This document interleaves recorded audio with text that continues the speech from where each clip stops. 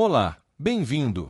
Você está prestes a mergulhar em um estudo de caso que revela o verdadeiro significado da biossegurança. Mais do que regras, ela é uma extensão da sua responsabilidade profissional e um compromisso ético com a vida. O tema central é: até que ponto o uso dos equipamentos de proteção individual e coletiva reflete um comportamento ético e preventivo? A segurança, você verá, não reside no equipamento em si, mas na postura de quem o utiliza. Vamos analisar o Laboratório de Patologia Experimental, LPE, de uma universidade pública. Este caso é emblemático de como a rotina, o cansaço e a negligência podem desmantelar um sistema de proteção inteiro. O problema começou de forma sutil. Incongruências nos resultados de exames logo foram seguidas pelo relato de sintomas de infecção bacteriana em 3 pesquisadores. Um surto de contaminação cruzada estava em curso. A investigação interna revelou o cerne da crise: o uso inadequado e inconsistente dos EPIs e a falha gritante na manutenção dos EPCS. Você percebe que o problema não era a falta de equipamentos, mas a falência de uma cultura. Você consegue imaginar profissionais circulando em áreas externas com seus jalecos e luvas ainda vestidos, desrespeitando protocolos básicos? Essa é uma atitude que neutraliza toda a eficácia da proteção e transforma o risco individual em risco coletivo. Em relação aos equipamentos de proteção coletiva, a situação era igualmente grave. A cabine de segurança biológica, um EPC crucial, estava operando com filtros de ar vencidos há meses, e o exaustor principal tinha sua capacidade reduzida. Você deve lembrar que os EPCS, como a cabine de segurança, são essenciais na contenção de agentes e na proteção ambiental como um todo, não apenas do indivíduo. A falha no EPC compromete a segurança de todos no laboratório. O cenário no LPE era um colapso da cultura de segurança. Os depoimentos indicaram uma rotina automatizada, sem supervisão e, o pior, a maioria dos técnicos não participava de treinamentos há mais de um ano. A ausência de capacitação continuada foi um dos fatores determinantes. Lembre-se, a biossegurança não se sustenta apenas na técnica, mas no aprendizado constante e na consciência institucional. Essa combinação, negligência individual, desconhecimento da equipe e falta de gestão institucional, criou o ambiente perfeito para que o risco se materializasse. A segurança, você vê, não se sustenta na aparência da proteção, mas na coerência entre técnica e valores éticos.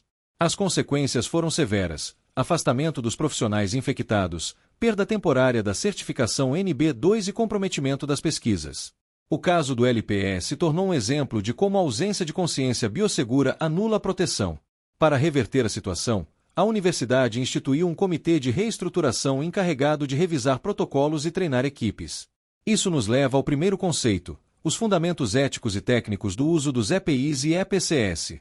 Os EPIs, como luvas e máscaras, criam uma barreira física entre você e o agente de contaminação. Eles protegem o indivíduo exposto ao risco. Já os EPCS, como as cabines e exaustores, atuam na contenção ambiental, protegendo o coletivo. O sucesso, no entanto, depende da integração entre o individual e o coletivo. No LPE, a falha ocorreu exatamente nessa desconexão. O profissional cuidava apenas de si, de forma mecânica, e a instituição negligenciava o cuidado com o ambiente. Você não pode separar essas duas esferas de responsabilidade. O uso correto dos equipamentos está intimamente ligado ao princípio da não maleficência, o dever de não causar dano a si mesmo e aos outros. Usar um EPI corretamente é, antes de tudo, um gesto ético, não apenas técnico. Cada falha na colocação, manutenção ou descarte de um EPI representa uma transgressão ao dever moral de proteger a sua vida, a de seus colegas e a de todos que podem ser afetados. O problema no LPE foi a falsa sensação de segurança. A simples presença de EPIs foi confundida com a existência de proteção efetiva, ignorando as regras de uso, periodicidade de troca e adequação ao nível de risco, que no caso era NB2. Isso nos leva ao segundo conceito: a dimensão prática e educacional. A aplicação dos EPIs e EPCS exige disciplina e, crucialmente, treinamento contínuo. No LPE, a ausência de capacitação foi a porta de entrada para a falha humana. Profissionais experientes, por rotina, passaram a negligenciar detalhes como a sequência correta de paramentação e desparamentação. Você sabe que esses são momentos de altíssimo risco de exposição, e o protocolo deve ser internalizado.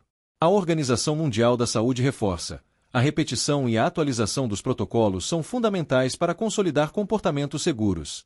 O conhecimento técnico precisa ser constantemente reforçado, nunca presumido.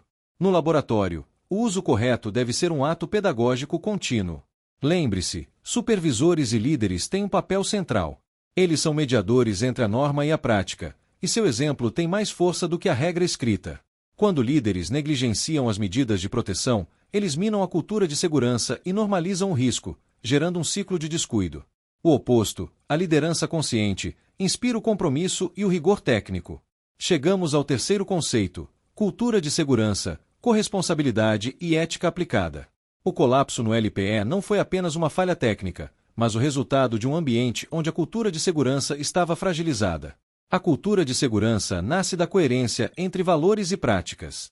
O uso inadequado dos EPIs, os filtros vencidos, a falta de manutenção, tudo isso revelou que a prevenção havia se transformado em um hábito automático, desprovido de reflexão ética. O perigo dessa desconexão é a normalização do risco. Pequenas falhas se acumulam até se tornarem incidentes graves.